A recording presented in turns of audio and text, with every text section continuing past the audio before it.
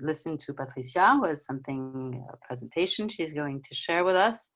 And then we have a structure that we propose for you to go into subgroups, small groups, and to have a discussion and bring your own experiences about this topic of empathy. And then we'll come back in the plenary. We don't want to put any pressure on anyone. We're already under a lot of pressure these days. So we want this to be also a relaxed moment for everyone. And really focusing on this question of well-being and support. So empathy is here for us to bring our attention and intention back to each other as humans. I think that was, for me, the essence of the choice of this topic. And we're ready now to go into this learning meeting with Patricia. Should I say something else? I'm looking at the team right now before we give the floor to Patricia. No, it looks like I'm okay. I didn't forget anything. There's Olga waiting for us here. Let me let her in. Okay, perfect. Patricia, would you like some help in setting up? I think it's okay. I'm going to begin to share my screen. First, thank you, Pascal, and bravo, and thank you for everybody to be here, because I feel it's very great. It's great to be with you all over the world, because it's not only Europe, but also Northern America. And so I'm going to share my screen now. I hope. If there's something you would like to say also about yourself, feel free to do that.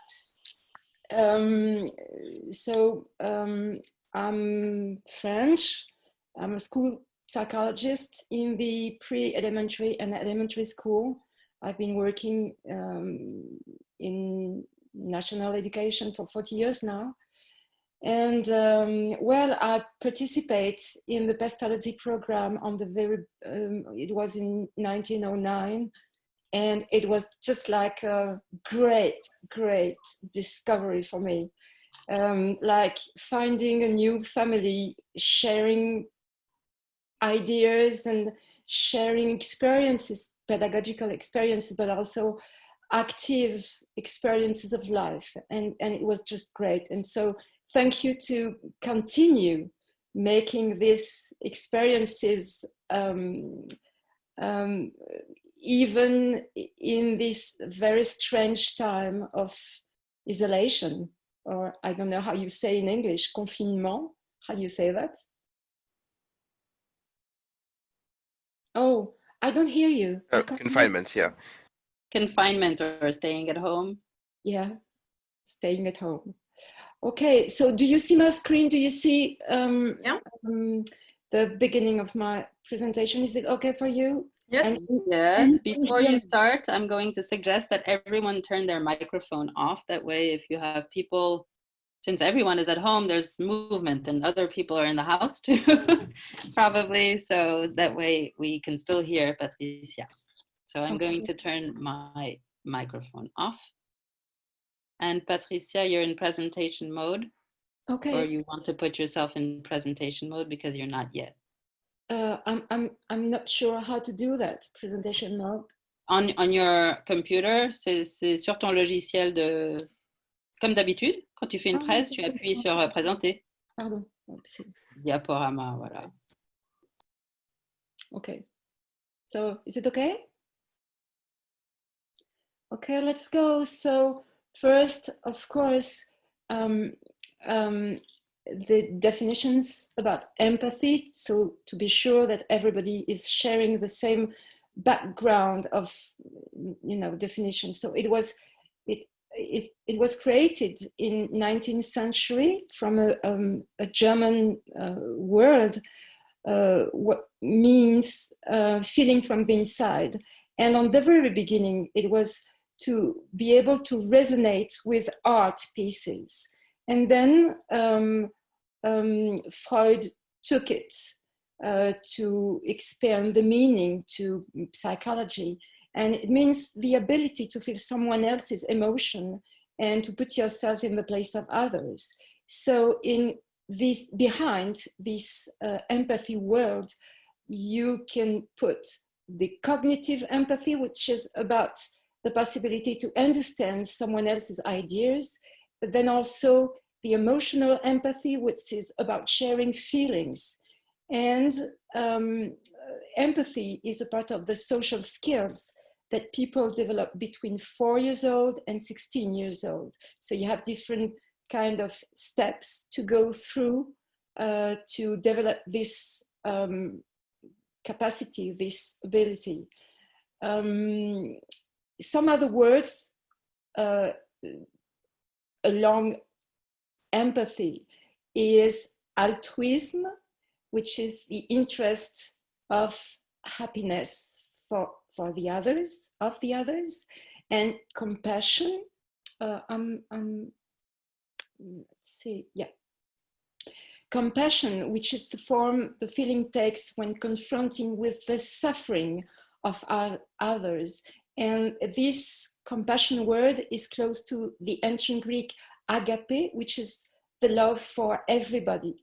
And also you have another kind of word, which is sympathy, which means sharing each other's feelings, but especially unhappy feelings, and also with the dimension of bonding, of affective bonding, which means, if you go through this little drawings, so the first one is compassion. It means, well, I'm with you. The sympathy word is, well, I'm coming with you, or I feel the same and I'm acting with you, but without really thinking about what I'm doing right now. And empathy is, I'm going to help you to do something. It's more practical. But be careful also in the dimension of pathological empathy, which is what you can feel if you are around too many people, too many suffering people that at a moment you can't help. It's too many people, and it brings you to a feeling of empathetic distress, which is destructive. But also you see what Mother Teresa used to say, I can't help if I see all of the suffering of the world, but I can help one person individually. And so I can do my part with one and another one. And of course, if you want to get happier, helping is a good way to feel happy and useful. So of course, emotional intelligence can be educated. It's the reason why it's growing up with the age, with the development of children. So first you have to identify your own emotions and then regulate your own emotions. But then it will bring you to identify the emotions felt by the others, and then use the information to regulate the relationship and help the other to express and know about their own feelings and needs. So emotions can become a tool. I put the flower in French, but I'm sure you will be able to find this kind of flower, this emotional flower, in different languages that you use. Behind emotions, just think that you have needs. So how does it help to express such and such emotion? In fact, you have to recognize what need is behind every emotion. And you see only 30% of the population is correctly able to identify and name the emotions they are feeling. So, of course, if you are not able to name emotions, it brings you to incomprehension and irrational choices. So for the children, the more precise the words, the more they can understand emotions, and the more we can deal with them. So it's the reason why it's so important that in schools we have this emotional learning. Facing a bad emotion can bring you to different kind of actions, like getting just freezed when, just like you see a snake. It happened to me once, and really I couldn't move, and fortunately I couldn't move. Or you run away from the bad emotion. You can also deny it. It doesn't exist. Or you amplify it. So you, on the right picture, you see what is going on if you amplify a bad emotion. So the stress is getting higher and higher. So just accept it and rationalize it. I don't know. Well, take it just like a fact. You are at the same time the person who is observing and the person who is observed. So you're just like a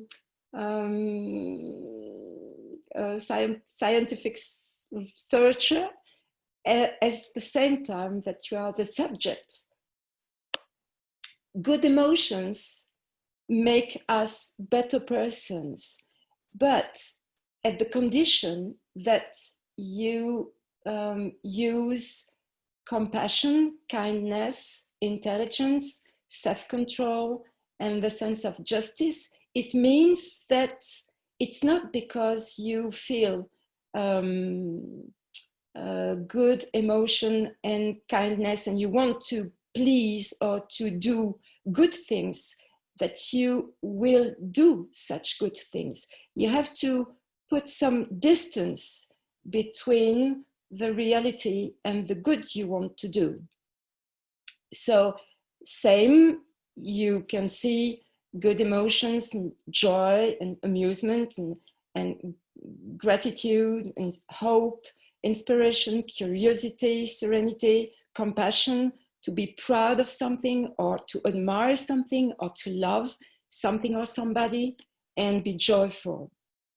But also, before taking care of the others, you have to take care of yourself. And Thich Nhat Hanh, who is a monk, a Buddhist monk, says that I know that if I don't take care of myself, I won't be able to take care of the others. And really, if there is a lesson in such a crisis, that first, take care of your good health, and then you will be able to take care of the others around you. And so to go through bad emotions, we can think about what resilience is. And I'm used to work with this basic pH model, which brings us to think about different kind of peers that we can use to go through bad emotions. And you see basic pH model, you can see the B is for beliefs and moral system, and the A is for affect, which is more or less the feelings you have among your family and the very dearest people around you. Social relationship is a little bit further than the family and the very proximate people around you. But also in this sphere of resiliency, you can find imagination, which is all the creativity that you can use to transform the bad emotions and to do something else with the events you are going through. Cognition is everything about rationality and about putting words and putting thoughts, putting reasoning on what is going on for you and around you. And then physical is what depends on your body. What do you need to do to go through a bad event? Thinking about your sleep or your fooding or exercising. And it's the reason why during this strange period we are going through, we have to take care also of our health, but physically, the physical health we need to think about and to take care of. And empathy, the capacity of empathy that we have is also depending, of course, of the stress we are facing. So as you see on this picture, my empathy is at the maximum when I can deal with my own stress. And so at this moment, I can be very empathetic to the others. But then as the more I feel the stress, the less I'm able, of course, to be empathetic, because I first need to take care of my own feelings and my own level of stress. What is happening right now with this sanitary crisis that we are going through is that the communication about empathy, you see, is very, very important. It means that some of the people are now fighting in the hospital, but then most of the people have to stay at home. So what is to be empathetic when you just have to stay at home? And as you see on this kind of communication, it goes from feel safe to save life. And you can see how empathy is very strongly used, but also it goes from the individual awareness to a collective awareness of what we can do for the others. Of course, it's very helped right now by the global network communication and that we are using right now, tonight. Some of the studies of social psychology and comportamental psychology showed not long ago that you see on this communication, one is, it's exactly the same drawing, the same picture, but then one message is follow these steps to avoid getting the virus. And then the other is to avoid spreading the virus.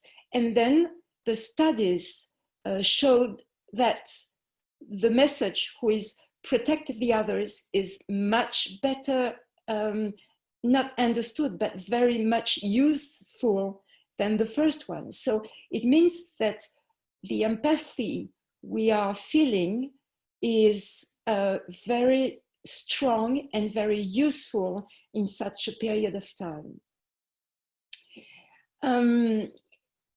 Also, staying at home right now and feeling empathetic, it's good, but for some people and for some reasons, it's not enough. So feeling together is also make things visible.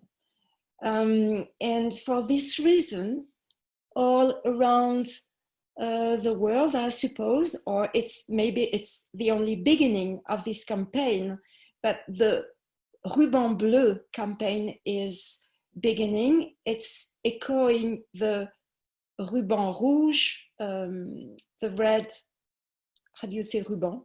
The red, I don't know, which was concerning AIDS in the 80s and 90s years. So it's good to be able to say and to show I feel empathetic, but also I'm with you all and I do my part, I do my best, I do what I have to do in such a crisis.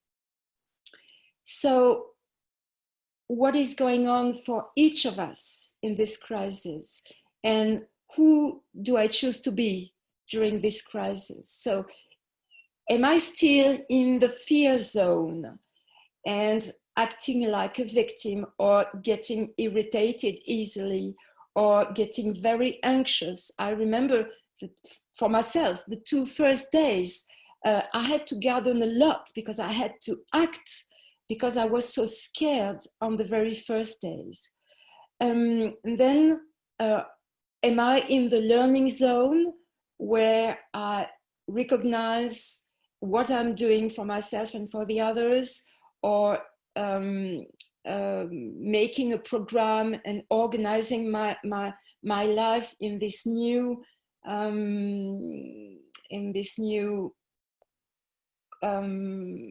obligations I have to go through? Or am I now, we are beginning the 4th week in France, and in the 4th week of isolation, am I now in the growing zone? What do I do with what happens right now, what is happening right now to every people around me and for myself? What am I doing to grow from the events I'm going through? And as teachers, you see that in crisis, not only in this crisis, but in all crises you can deal with, you have to deal with, you see that all these people are concerned by the vulnerability of the crisis we are going through, and what is going on around you, and you see, and you see that some people are at the same time in the circles of vulnerability, and some people are in the same time in the circles of support. So around you, in your team, in your school team, or in your family, or around your friends, or in the classrooms, who are the people who can be supportive, who can help to go through, and to identify the people. It's very important to stay, of course, to stay in contact, to stay all together, and to talk to each other often as you can. So the studies show that long-term stress reaction can have, of course, negative changes But of course, tonight I choose to show you the positive changes after a crisis. So what is obvious is after a huge crisis, the life goals are not exactly the same anymore. And the coping strategies are increasing.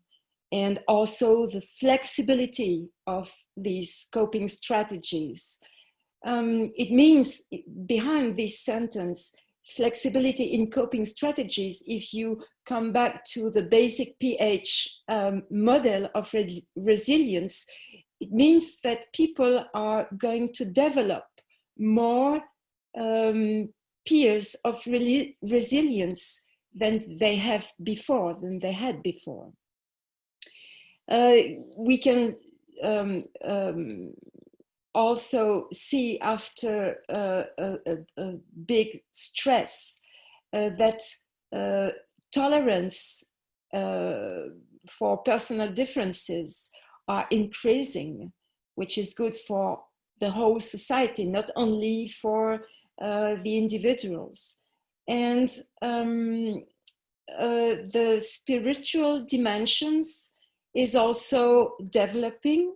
So behind the spiritual dimensions, you can find also values for the whole community, and also increasing the abilities to communicate, or to communicate on the emotional responses, and to express situational reactions are increasing also.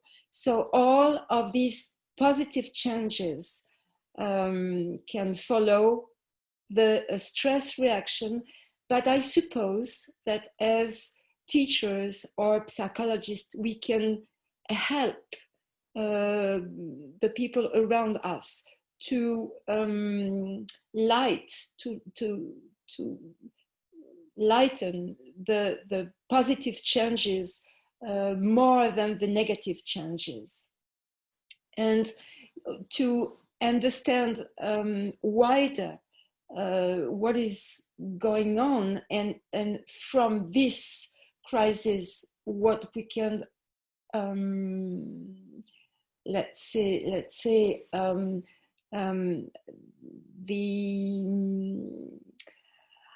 how do I say that? The need we have to develop a new empathic civilization. All the conditions are now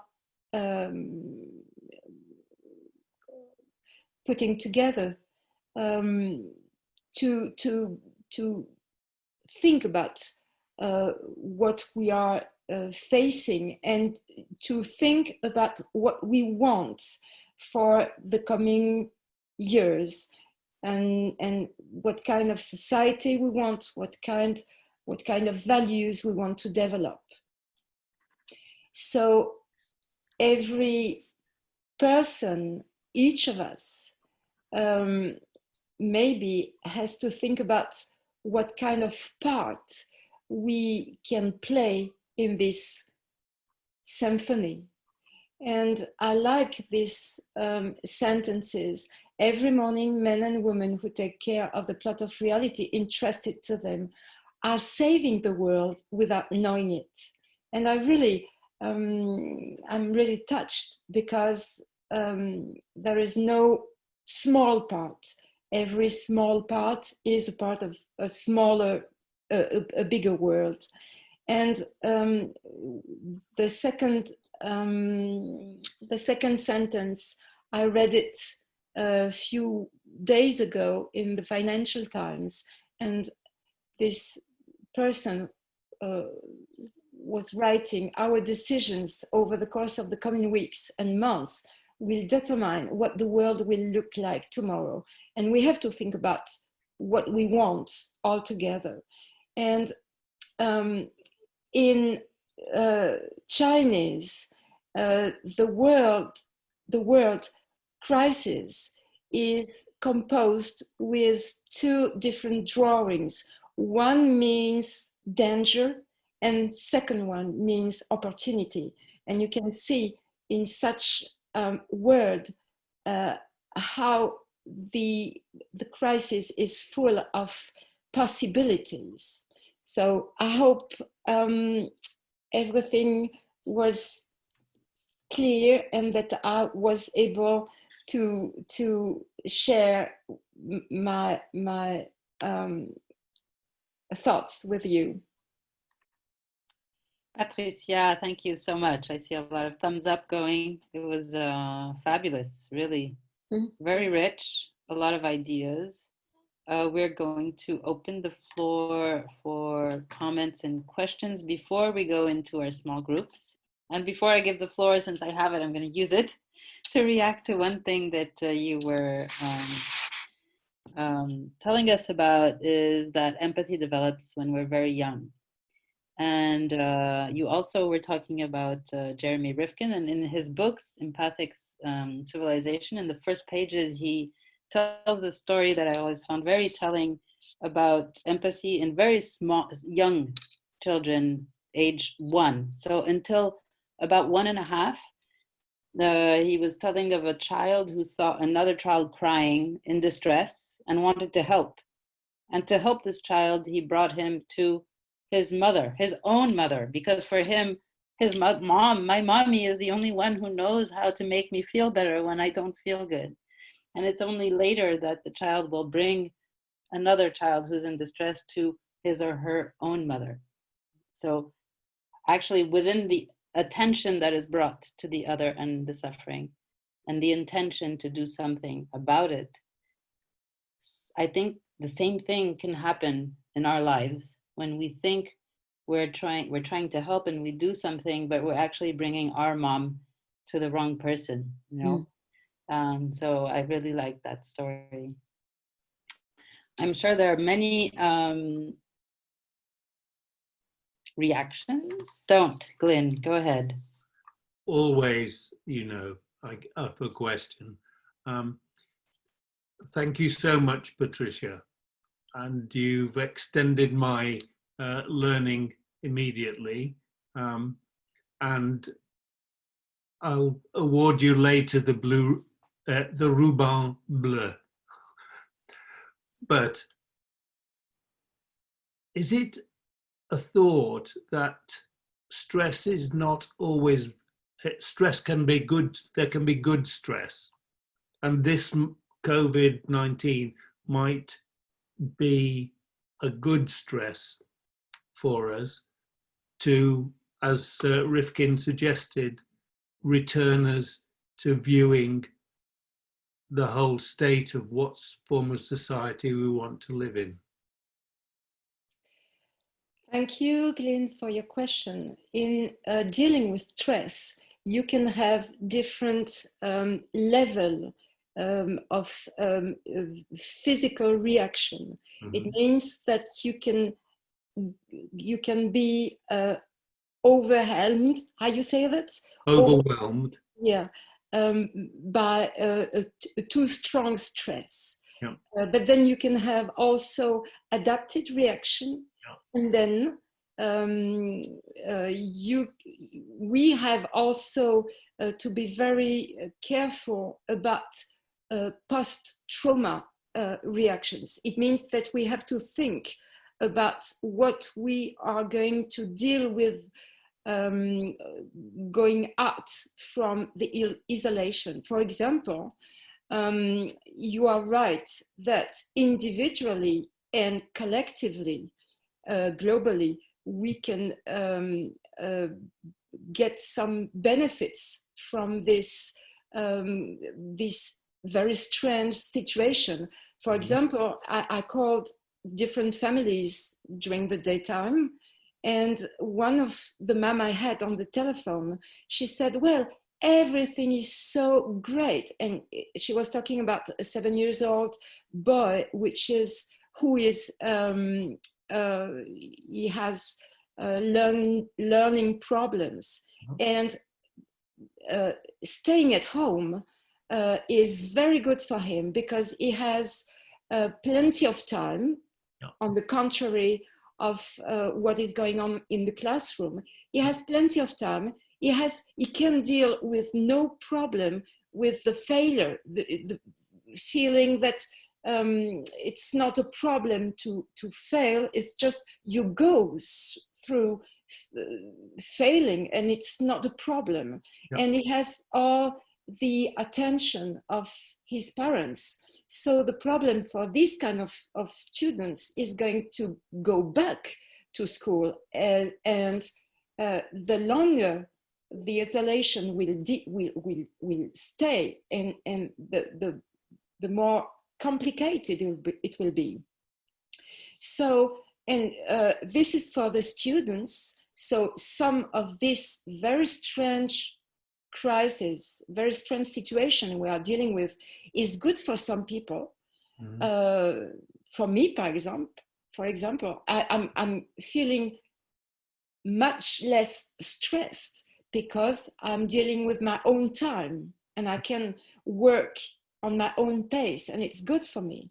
And I can exercise in my garden, and you know, it's just like some good things. But for some other families who are, you know, in great difficulties or going through violence or emotional reactions that they can't deal with inside of the family, it's very complicated. I'm helping right now a young mother. She's very, very well organized, but affectively, on the emotional way, she cannot deal with her two young boys, and she's just going through what we call parental burnout, and it's just terrible. And speaking about the society, I think that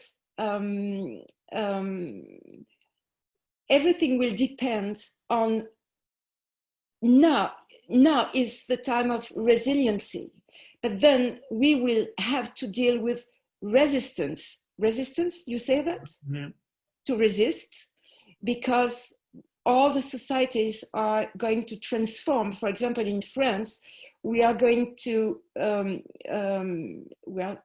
government is right now thinking about using the personal mobile,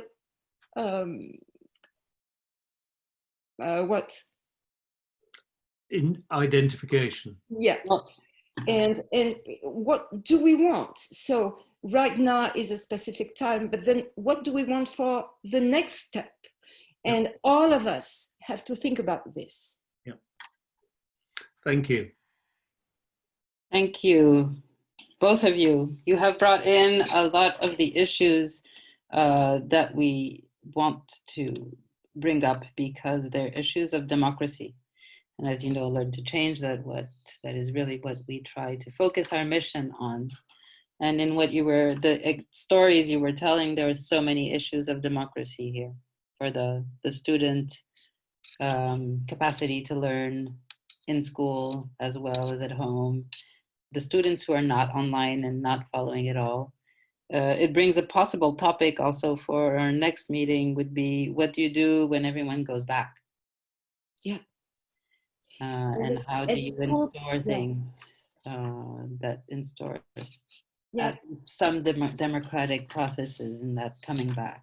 And it's going to be a psychologists right now are thinking about what we can share with the teachers to help them to deal with the students when they go back in the classroom. But because you just can't say, welcome, boys and girls, and just sit down and take your notebooks. It's not possible. So we have to think about what will be going on the first days, weeks, and months after coming back to school. Mm-hmm. Thank you very much. I'm going to give the floor now to Audrey who is going to start us on a small group journey. Audrey, if you can just tell us what we need to do and the timing for the different things, that would be fantastic. Should I share the link? Thank you. Just tell me when I need to share. Yes. Do you have the link or do you? Okay, yes, so you can share the links if you want. Thank you. So now we are going to go for a small time of group discussion, which will last about 20 minutes. And we will have the opportunity to work all together and to share our different experiences around empathy. So what the team has thought is that we would be working from the Cards for Democracy, which is a tool that has been developed by Learn2Change. So you will have the opportunity to work around 2 different topics that you will discover in your groups. And we will share together, and then we come back to the plenary session to exchange on what we have said in the diverse groups. So this is a chance to have all of us time for sharing and expressing ourselves.